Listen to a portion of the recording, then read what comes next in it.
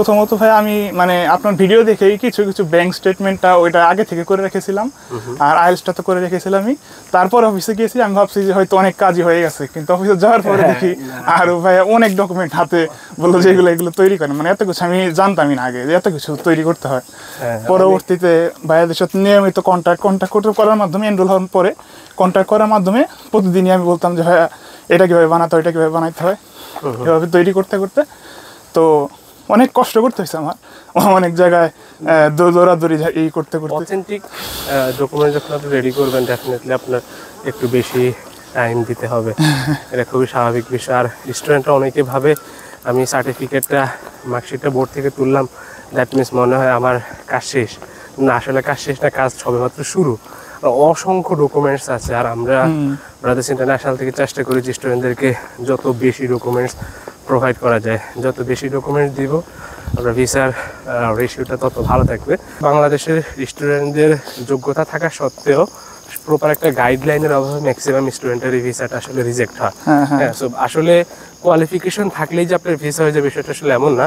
Proper একটা গাইডলাইনের ভিতর থাকলে আশা করা যায় যে আপনার ভিসাটা সিকিউর থাকবে। সেই সাথে কান্ট্রি সিলেকশন বা সাবজেক্ট সিলেকশন, অনেকগুলো বিষয়ের সমন্বয়ে একটা ভিসার বিষয় থাকে আর কি। আসসালামু আলাইকুম, মেহেদি হাসান, দক্ষিণ কোরিয়ার অত্যন্ত জনপ্রিয় ইউনিভার্সিটি দেইজিন ইউনিভার্সিটি থেকে বলছি। চমৎকার একটা ক্যাম্পাস, দেইজিন ইউনিভার্সিটির ক্যাম্পাসটা হচ্ছে 3rd largest campus in south Korea. তো চমৎকার একটা ক্যাম্পাসে ঘুরতে আসলাম। সো এখানে এসে আমাদের রিসেন্টলি ভিসা পাওয়া স্টুডেন্ট মাহির মুক্তার অভির সাথে দেখা হয়ে গেল। তো আজকের পুরোটা সময় জুড়ে আমরা ইনশাল্লাহ মাহির মুক্তার অভি ভাইয়ের সাথে কথা বলবো, ওনার দক্ষিণ কোরিয়ার যে সফলতার যে জার্নিটা ছিল এটা জানবো ইনশাল্লাহ। ওভারঅল এই সুন্দর একটা ক্যাম্পাসে এসে ওনার কেমন লাগলো এই বিষয়ে জানবো ইনশাল্লাহ। আসসালামু আলাইকুম ভাই, কেমন আছেন? ওয়ালাইকুম আসসালাম ভাই, ভালো আছি, আপনি কেমন আছেন? জি ভাই, আলহামদুলিল্লাহ ভালো আছি। চমৎকার একটা ক্যাম্পাস, দেইজিন ইউনিভার্সিটির ক্যাম্পাস, পুরোটা পাহাড়ের ঘেরা আর কি, আসলে ছবির মতো সুন্দর একটা ক্যাম্পাস, তাই না? চমৎকার একটা ক্যাম্পাস। আসলে ক্যামেরাতে ওইভাবে ফুটিয়ে তোলা সম্ভব হয় না আর কি সব মিলিয়ে। সো মাহির ভাই, কেমন লাগছে ক্যাম্পাসটা? জি ভাইয়া, প্রথম দিকে আমি ওইভাবে তো ঘুরে দেখিনি, বুঝতে পারিনি, কিন্তু দিন যত যাচ্ছে আর ঘুরে দেখছি ততই ক্যাম্পাস দেখে মুগ্ধ হচ্ছেন। আচ্ছা, আপনার একাডেমিক প্রোফাইলটা একটু শেয়ার করেন। আমার এসএসসি ছিল 2021 জিপিএ 5, আর এইচএসসি ছিল 2023, সেখানে ছিল 4.83। কোন ডিপার্টমেন্ট থেকে? সায়েন্স থেকে, দুইটি সায়েন্স থেকে। তারপর আইএলটিএস ছিল 7, আর আমি এক্সট্রা সেট দিয়েছিলাম, এখানে ছিল 1160। এই যে এত ভালো স্কোরের রহস্যটা কি? রহস্য বলতে হয় ইংলিশটা আর কি অনেক ভালো পারতাম আগে থেকেই, তো এটাই দেখা গেছে 7-10 দিন প্র্যাকটিস করলে মানে হয়ে যেত, এটাই আর কি। যাক, আলহামদুলিল্লাহ, চমৎকার একটা প্রোফাইল ছিল। আসলে কেন সাউথ কোরিয়াকে আপনি চুজ করলেন, রিজনটা কি? প্রথমত হয় সাউথ কোরিয়ার টিউশন ফিটা সবচেয়ে মেন মানে কারণ ছিল আমার চয়েস করার জন্য। সাউথ কোরিয়ার টিউশন ফি প্রায় মানে বলতে গেলে 7 দিনের মধ্যেই থাকে প্রায় ইউনিভার্সিটিরই। আর দ্বিতীয় কথা হলো এখানে সাউথ কোরিয়ার যে ডিস্টেন্সটা এটা মানে বাংলাদেশ থেকে খুবই কাছে, তো দেখা যায় যে আমি কোনো এক মাসে ছুটি নিতে চাই তো খুব সহজে যেতে পারবো। অন্য সব ইউরোপ বা আমেরিকার দেশে এত সহজে যাওয়া সম্ভব না, ফেয়ারটাও বেশি থাকে। এখানে তো ফেয়ার মোটামুটি অনেকটাই কম আছে, 7 দিনের মধ্যেই থাকে। চমৎকার। সো ওভারঅল আমাদের সাথে কিভাবে আপনার কথা চলা শুরু হলো ব্রাদার্সের সাথে? প্রথমত আমি ওইভাবে কারো রেকমেন্ডেশন নেইনি, আমি ইউটিউবে সার্চ করতাম যে কোরিয়াতে পড়াশোনা নিয়ে কীভাবে যাওয়া যায়, প্রসেসিং করা যায়। তো বেশিরভাগ সময়ই মেহেদি ভাইয়ের ভিডিওগুলো আসতো সামনে। তার চ্যানেলের প্রায় প্রথম থেকেই একেবারে শুরু থেকে 2 বছর আগে থেকে যে ভিডিও দিত সবগুলো একভাবে দেখা শুরু করছি। আমিও দেখি, সাথে আমার ফ্যামিলি মানুষজনও দেখে। ওইভাবে দেখতে দেখতে পরে সিদ্ধান্ত নেই যে একদিন তার অফিসে যাব। তো রোজার মধ্যে একদিন তার অফিসে যাই, তখন মেহেদি ভাই ছিল না, ওনার নামটা জাভেদ ভাই না, ওই যে হ্যাঁ, উনি মনে হয় ছিল। উনি তখন বললো যে আপনি আইএলটিএসটা দেন, তখন আমি আইএলটিএস দেইনি, আইএলটিএস দেওয়া হয় না। পরে আইএলটিএস দেওয়ার 2 মাস পরে শেষের দিকে, একদম জুন মাসের শেষের দিকে আমি যে পৌঁছাই, তখন মেহেদি ভাই নিজেই অবাক হয়। আমি ছিলাম, আপনার আম্মু আসছিলেন, তাই না? তো তখন কথাবার্তা হয়, তারপরে ওই দিনই এনরোল হয়ে গিয়েছে। ওই দিন এনরোল হয়ে যায় 30 তারিখে জুনের। আমরা চমৎকার একটা ভিউ আপনাদেরকে দেখাচ্ছি এখান থেকে। এই বাড়িগুলো হচ্ছে কোরিয়ার ট্রেডিশনাল হাউস আর কি, প্রাচীন কোরিয়াতে এরকম টাইপের বাড়িগুলো আছে। তো এখনো কোরিয়ার বিভিন্ন জায়গায় কালচারগুলো দেখা যায়। তো তারপর হচ্ছে মাহির ভাইয়ের সাথে আমাদের জার্নি শুরু। আপনি কয় তারিখ এনরোল হয়েছিলেন? জুন মাসের 30 তারিখে। আর ভিসা পাইছেন কয় তারিখে? আগস্টের 26। আগস্টের 26। ভিসা পাওয়ার একটু ডেটটা লেট হয়েছে আর কি, যেহেতু স্লট তাহলে মোটামুটি 1 মাসের ভিতরে দেখা যায় কি ভিসাটা হয়ে যেত, তাই না? খুব দ্রুত প্রসেসিং হয়ে গেছে। দ্রুত আসলে কুরিয়ার প্রসেসিং গুলো খুব দ্রুত। অনেকেই জানতে চায় যে আসলে কুরিয়াতে কতদিন সময় লাগে। আপনার 1 থেকে 3 মাস বা 4 মাস টাইম দিলে কিন্তু আপনি কোরিয়াতে এসে পৌঁছাতে পারবেন ইনশাআল্লাহ। আর ওভারঅল কেমন জার্নি ছিল ইন্টারন্যাশনালের সাথে? প্রথমত ভাই আমি মানে আপনার ভিডিও দেখেই কিছু কিছু ব্যাংক স্টেটমেন্টটা ওইটা আগে থেকে করে রেখেছিলাম, আর আইএলসটা তো করে রেখেছিলামই। তারপর অফিসে গিয়েছি, আমি ভাবছি যে হয়তো অনেক কাজই হয়ে গেছে, কিন্তু অফিসে যাওয়ার পরে দেখি আর ভাই অনেক ডকুমেন্ট হাতে বললো যে এগুলো তৈরি করেন। মানে এত কিছু আমি জানতামই না আগে যে এত কিছু তৈরি করতে হয়।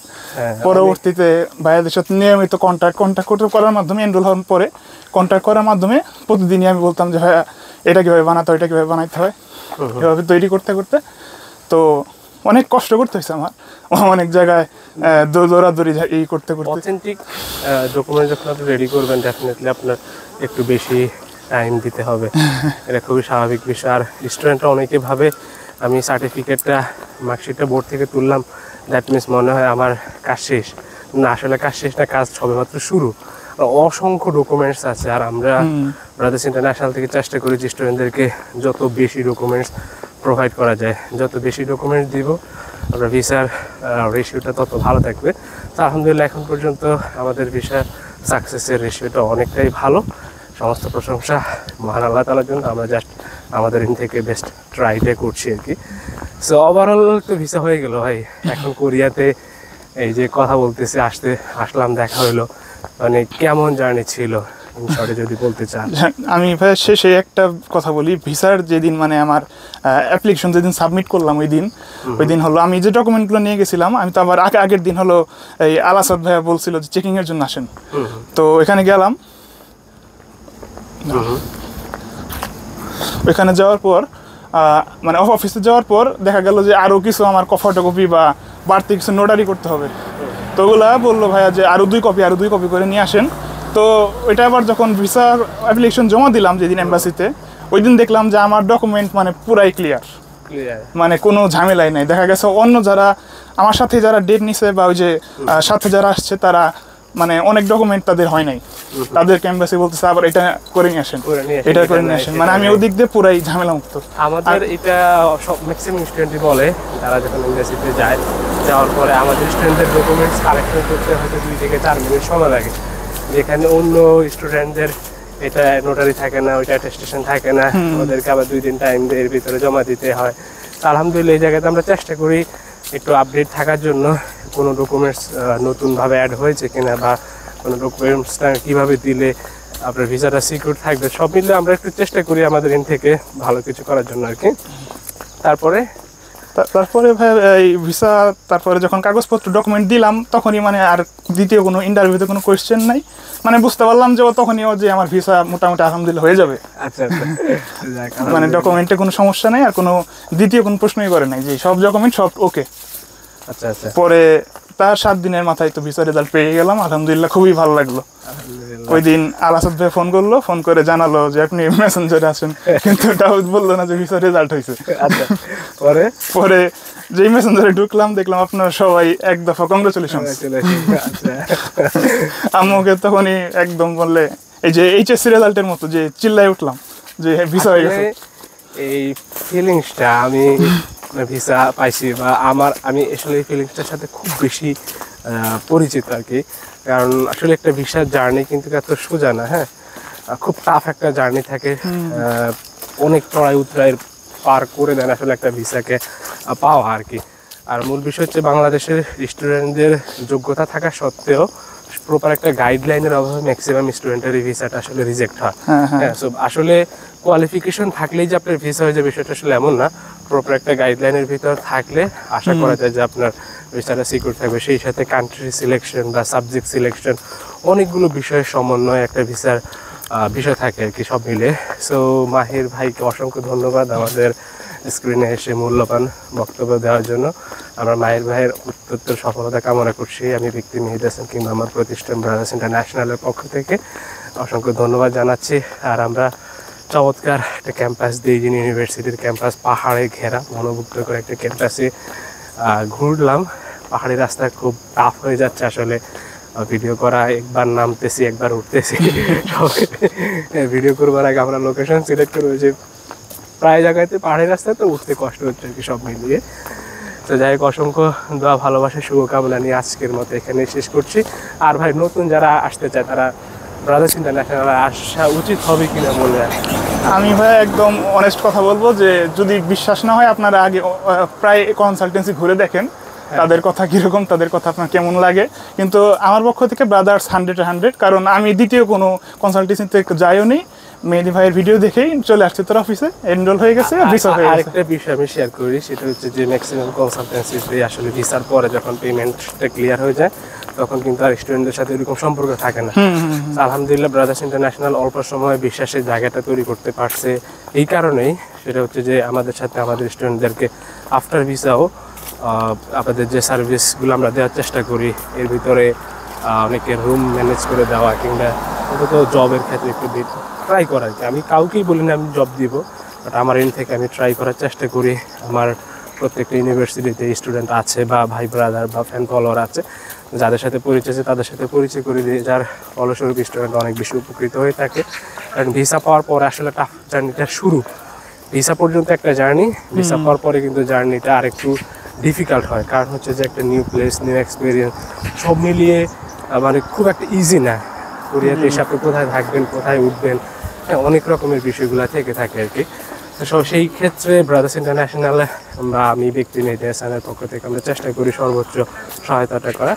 আলহামদুলিল্লাহ, যার কারণে খুব অল্প সময় ব্রাদার্স ইন্টারন্যাশনাল আপনাদের পছন্দের তালিকায় এসেছে আর কি। অসংখ্য ধন্যবাদ মাহির ভাইকে, আমরা ওনার অতিরিক্ত সফলতা কামনা করছি। আর আজকে এখানে আমি আসছি আজকে 15ই সেপ্টেম্বর, তাই না? আমাদের পেছনে এই মাঠে আজকে বয়ান পেশ করবেন শায়েখ আহমদুল্লাহ এবং মিজানুর রহমান আজহারি হাফিজাউল্লাহ। সো আমরা এখানে আসবো, আজকে পুরো সময় এখানে থাকবো ইনশাআল্লাহ। সেই সাথে একটা ভিডিও তৈরি করে নিলাম। আর এই পর্যন্ত আমার জন্য অনেক বেশি দোয়া করবেন। সাবস্ক্রিপশন কখনোই ওইভাবে বলা হয়নি, সাবস্ক্রাইব করেন, বাট বেশি বেশি দোয়া চাই, দোয়া করবেন, আপনাদের দোয়া রাখবেন ইনশাআল্লাহ। আল্লাহ তাআলা আমাদের সকলকে হালাল রিজিকের ব্যবস্থা করুক, আমিন। আজ তাহলে পর্যন্ত ভাই বিদায় নিয়ে নেন। আসসালামু আলাইকুম। আসসালামু আলাইকুম।